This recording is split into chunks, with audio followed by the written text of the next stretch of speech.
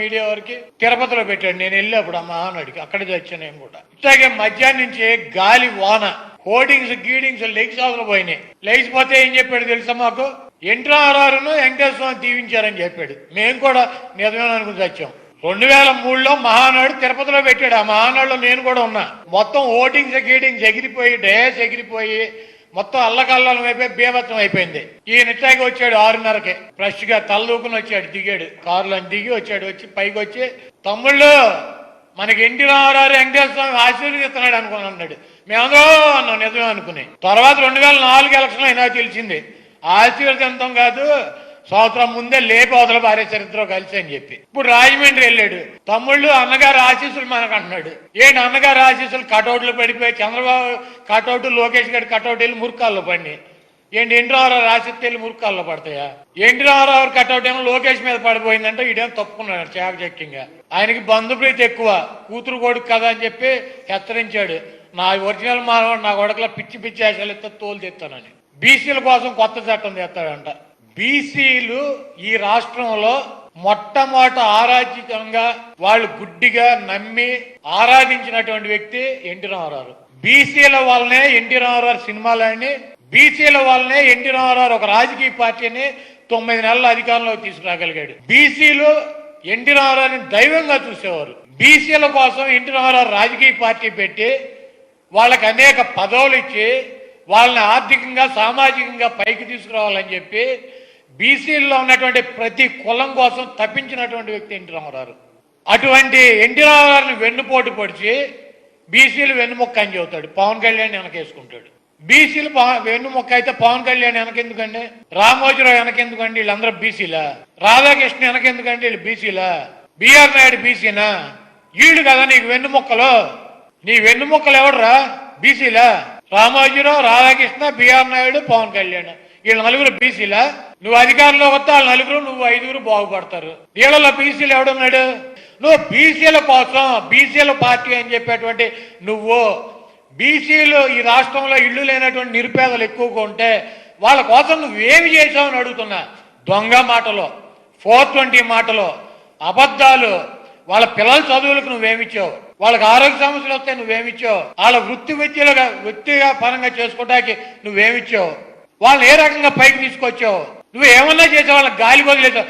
NT రామారావుకి ఎలా అయితే వెన్నుపోటు పొడిచావో ఆ రోజు ఎన్టీ రామారావు కళ్ళమ్మ నీళ్లు పెట్టుకుని చెప్పాడు, వీడు దొంగ, వీడు 420, వీడు ఔరంగజేబు, వీడు నాకు వెన్నుపోటు పొడిచాడు, మీ అందరికి కూడా పొడుస్తాడని చెప్పి ఆయన చెప్పాడు. అయినా కూడా వాళ్ళు వినకుండా ఎన్టీ రామారావు పెట్టిన పార్టీ అని చెప్పి చంద్రబాబు కోటేస్తే వాళ్ళని నట్టేటను ముంచినటువంటి దొంగ ఈ 420 చంద్రబాబు నాయుడు.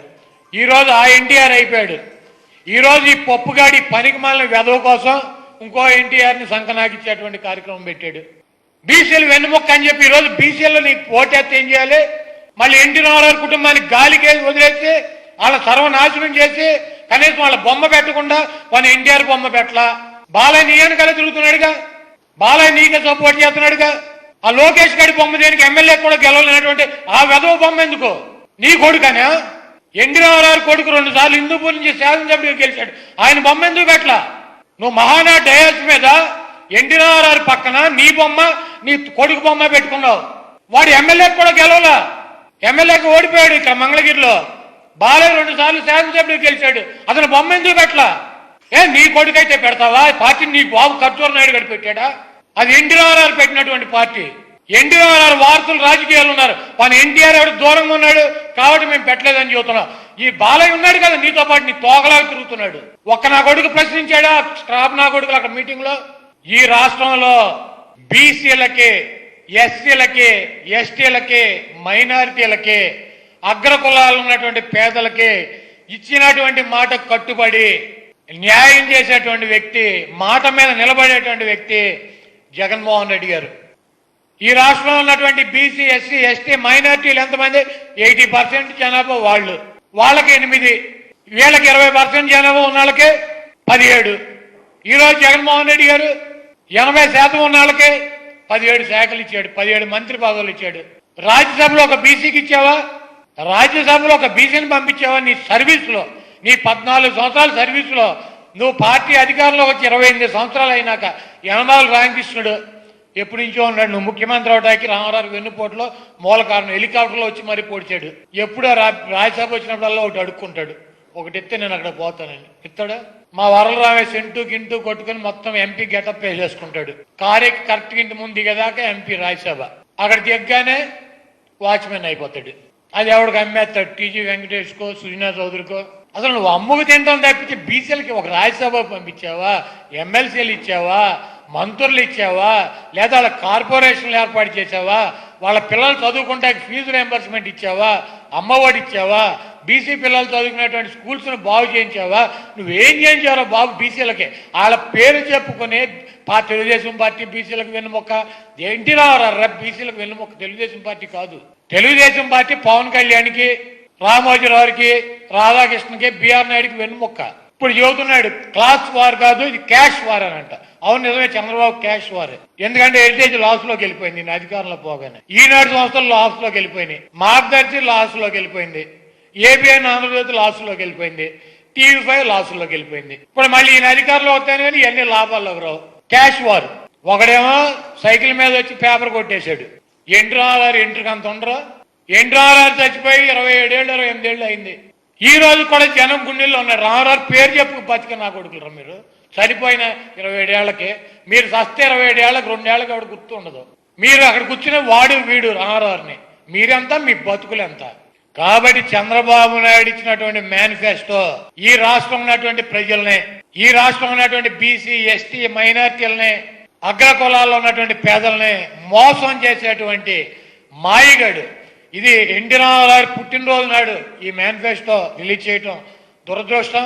చంద్రబాబు నాయుడు పుట్టినరోజు నాడైతే కనుక ఏప్రిల్ 4వ నెల 20వ తారీఖు అయితే ఈ 420 గాడి పుట్టినరోజుకి 420 గాడి మేనిఫెస్టో, ఆ మేనిఫెస్టో కూడా 420 మేనిఫెస్టో కరెక్ట్గా ఉండేది. కాబట్టి ఇటువంటి దుర్మార్గుడిని, ఇటువంటి వ్యక్తిని నమ్మొద్దని చెప్పి ప్రజలను కోరుతూ ఎన్టీ రామారావు పార్టీ పేరు చెప్పుకుని ఎన్టీ రామారావు కొడుకుల్ని, ఎన్టీ రామారావు మనవల్ని దూరంగా పెట్టి వాళ్ళని సర్వనాశనం చేయాలని చెప్పి చూస్తున్నటువంటి ఈ చంద్రబాబుని, నాబోటి ఎన్టీఆర్ అభిమానులు, ఎన్టీఆర్ని ఆరాధించేవాళ్ళు, ఎన్టీ రామారావు బాగుండాలనుకునేవాళ్ళు, ఎన్టీ రామారావు మంచి పొజిషన్ ఉండాలనుకునేవాళ్ళు, ఎన్టీ రామారావు పేరు చిరస్థాయిగా నిలిచి ఉండాలనుకునేవాళ్ళు ఆ పార్టీని ఎన్టీఆర్ వారసులకు అప్పచెప్పాలంటే ఈ బాబు కొడుకులను ఇద్దరిని తుక్కుగా ఓడించి 2024లో వీళ్ళని కనుక రాజకీయ సమాజ్ చేస్తే తండ్రి కొడుకుల్ని ఆ పార్టీ మళ్ళీ ఆ పిల్లల చేతులకు, మానవుడి చేతులకు పోతే అప్పుడు చూసుకున్నాం.